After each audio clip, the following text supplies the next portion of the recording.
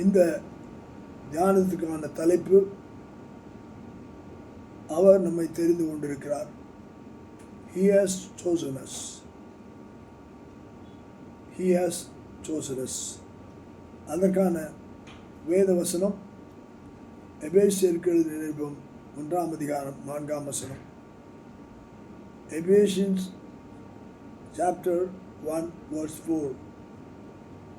நமக்கு முன்பாக நாம் அன்பில் பரிசுத்தம் உள்ளவர்களும் குற்றம் இல்லாதவர்களுமாய் இருப்பதற்கு அவர் உலகத் தோற்றத்துக்கு முன்னே கிறிஸ்துவுக்குள் நம்மை தெரிந்து கொண்டபடியே,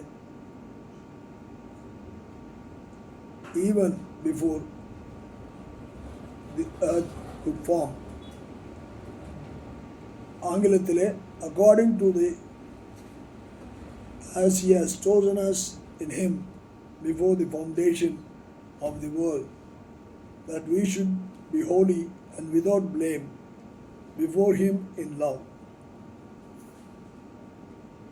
இந்த உலக தோற்றத்துக்கு முன்னதாகவே தேவன் நம்மை தெரிந்து கொண்டிருக்கிறார்.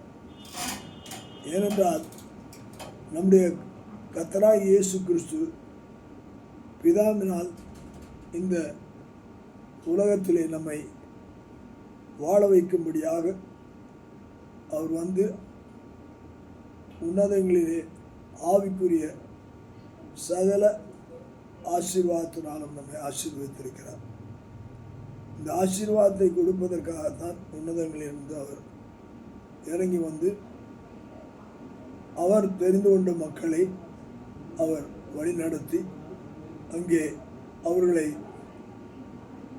அங்கே தெரிந்து கொண்டபடியினாலே அந்த தெரிந்து கொள்வது நிமித்தமாக தேவன் பூர்வ காலத்திலிருந்து அவர் நம்மை வாழ வைத்திருக்கிறார்.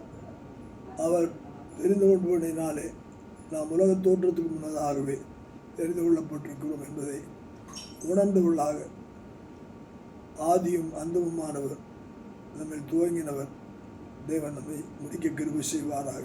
கர்த்தருக்கே மகிமை உண்டாகட்டும். ஆமென், ஆமென்.